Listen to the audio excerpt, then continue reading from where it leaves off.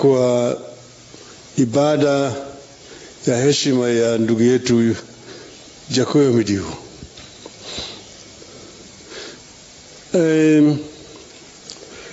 As has already been said, Jakoyo is my younger brother, but is more of a friend than even a brother.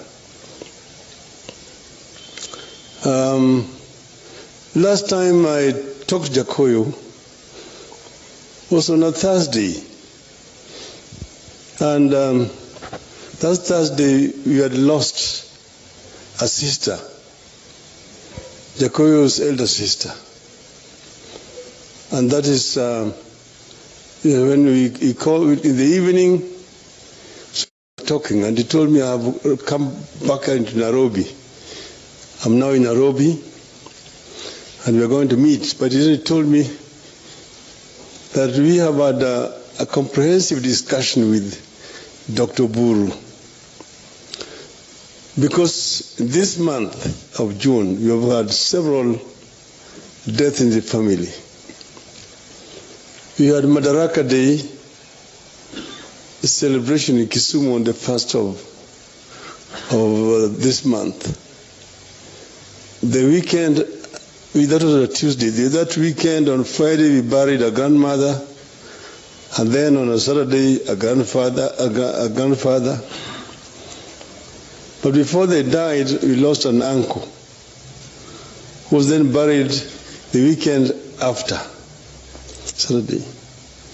Before he was buried, we lost a sister, Jakoyo's elder sister.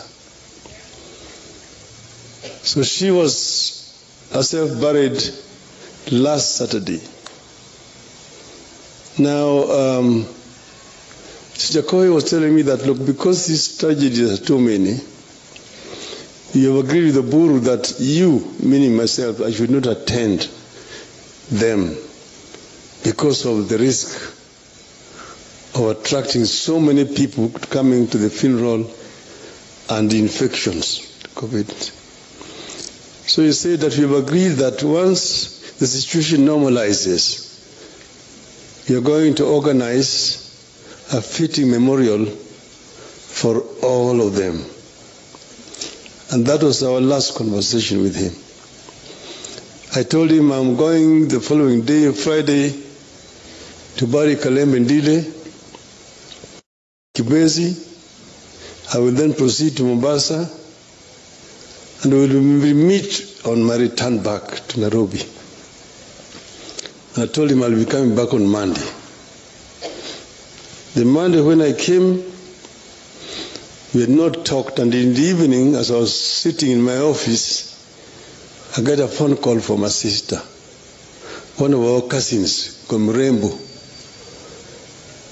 Mrembo calls me, and she was sobbing. Then she tells me that, I asked her, what's happened? I thought she was crying because of the death of Julia. She said, no, Jakoyo. I said, what has happened to Jakoyo? Jakoyo has died. I couldn't believe it. She told me that we went to see him at his Nairobi hospital, at the ICU. We talked with him.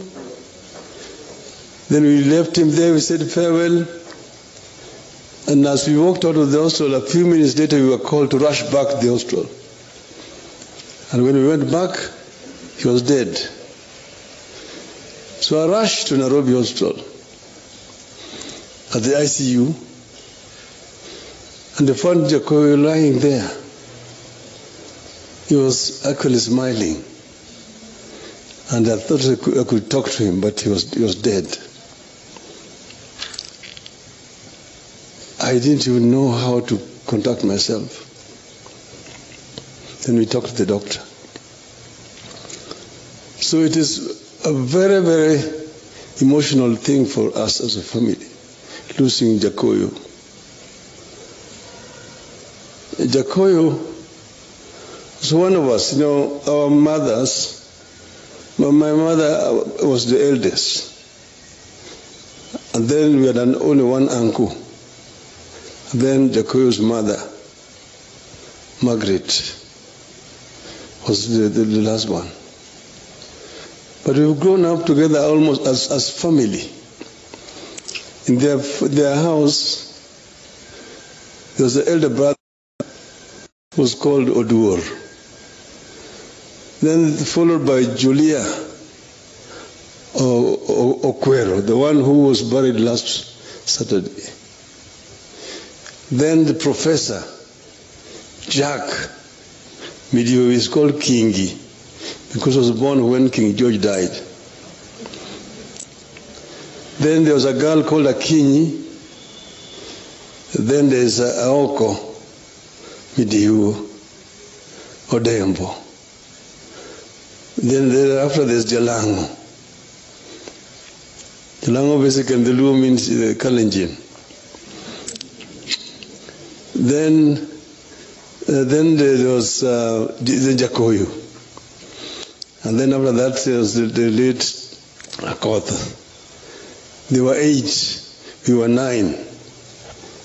But our uncle had 30. Because he said he was the only son, he wanted to make up for what his father did not get.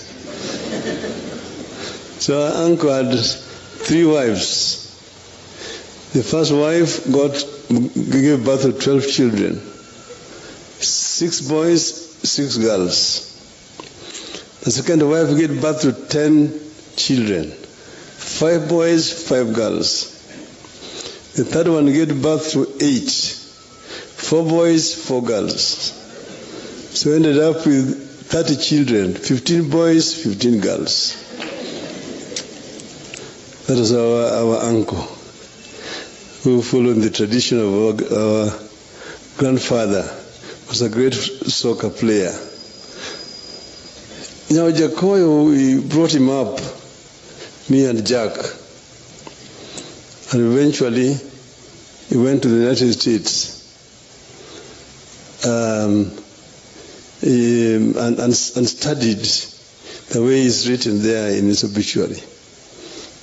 And while he was there, he stayed with my other children. Fidel is the one who brought Fidel from Texas to DC. Then he also stayed with my other daughter, Rosemary. Rosemary is not here today because she's on a safari out of the country.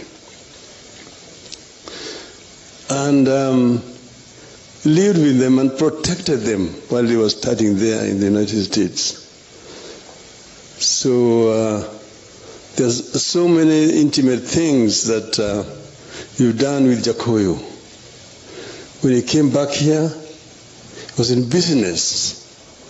Then he told me he wanted to get into politics. He had been involved in politics when he was still a student in the United States.